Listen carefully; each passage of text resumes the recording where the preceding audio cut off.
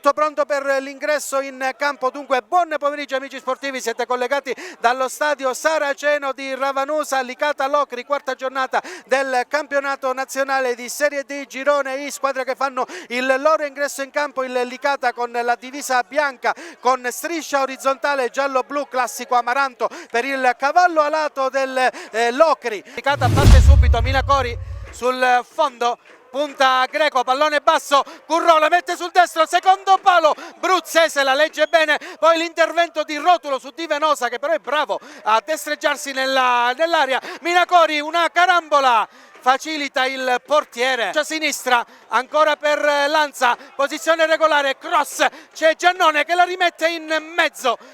Il Locri libera male, ancora Minacori, Murgia il tiro deviato, corner. Giannone prova a girarsi, Giannone al limite, adesso è Currò, il cross basso, Minacori anticipato dall'intervento di Aquino, c'è anche un vento, attenzione all'errore di Pino, Valenti salva la porta su Catalano, Bello svetta, già siamo all'altro lato, Minacori lascia passare per Saito, si butta Currò nello spazio, Saito per Currò, Currò sbaglia il controllo in area di rigore, bastava appoggiare verso la porta e anche il rinvio dal fondo per il Locri che lascia scorrere Bova di prima per Marin, buona la giocata per Ouattara, lanciato nello spazio, attenzione Ouattara in porta, sbaglia Giannone di prima per Saito, posizione regolare, Saito entra in aria un po' defilato, Saito in mezzo, il tiro di Rotulo, Minacori anzi, e Minacori e sono 4, 1-0 del Licata, Minacori non sbaglia sull'assist di Saito, sull'asse Palma Ravanusa, il Licata passa in vantaggio, il Licata in vantaggio al minuto 33, ha segnato Calogero Minacori. Bene per Rotulo, Rotulo, pallone filtrante per Cappello, prova lo scavino Lanziani,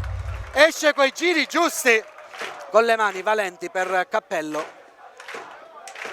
adesso va col destro, col brivido, Cappello, Marin, Valenti, ancora lui, decisivo, ed è una furia mister Romano con Cappello, non bene, col tacco, attenzione, Marin, il tiro, Valenti, in una presa qui con i pugni è andato a respingere la conclusione centrale di Marin, va direttamente in porta, Valenti la toglie da sotto la traversa,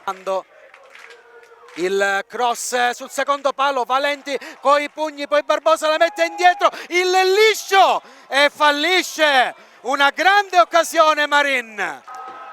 Si mette quasi al limite il cross di Pasqualino sul primo palo, palla che passa e gol, ha pareggiato il Locri direttamente da calcio di punizione,